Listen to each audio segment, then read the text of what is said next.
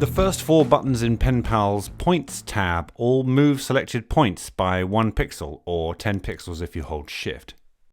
This layer has been scaled up from its original icon size by 1000%. I'll select these points that I want to move and I'll zoom in the Comp panel.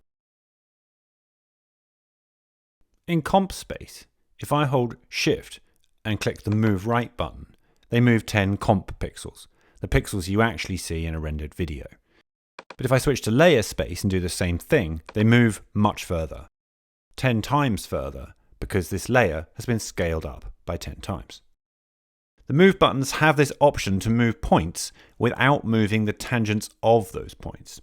If I select the points in After Effects so you can see the tangents and then hold Alt when I click in Penpal, you can see the points move, but the tangent handles don't.